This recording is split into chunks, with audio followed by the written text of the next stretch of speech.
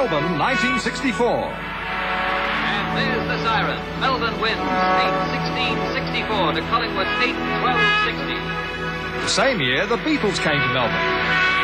1964 was also the year Channel O became Melbourne's third commercial television station. Executive producer Brian Wright read the first bulletin. Then Barry McQueen took over to become the first permanent reader reporter.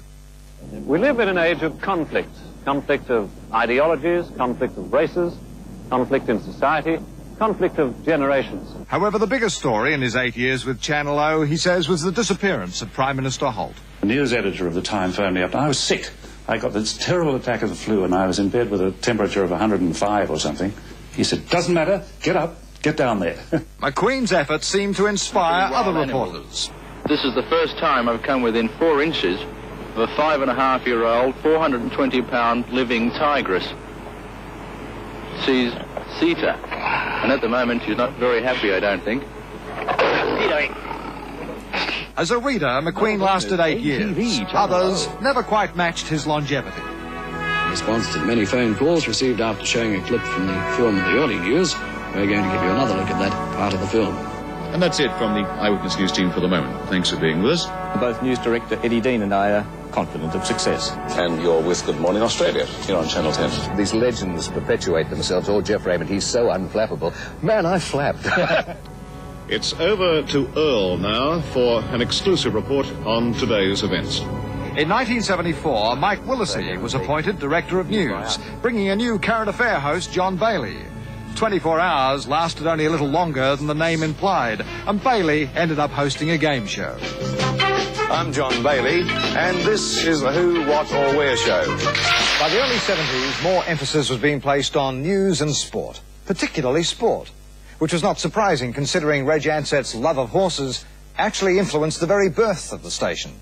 That was his major sport. And that's the horse's birthday, August the 1st. So he decided with his executive to open it on that particular date. Former sporting editor Phil Gibbs is now retired. But of all the sporting events he covered, none equal the success of the Lionel Rose-Alan Rudkin fight in 1969, which drew a massive record rating of 72. Channel O was having a problem with getting people to tune over to the Channel O frequencies because they had those old double V aerials, or antennas, if you remember, and they wouldn't pick up Channel O. And that was his idea of getting people to change over into the antenna area, and that's how he did it. And to get a rating of 72, incredible. A lot of people must have changed over. For 30 years, news and sport broke new ground.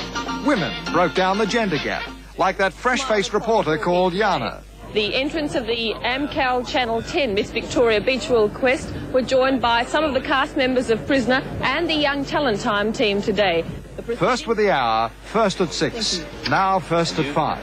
But above all, first to recognise those who laid the groundwork and in many ways during the first 30 years made news themselves. The Army reporter Bob Cornish.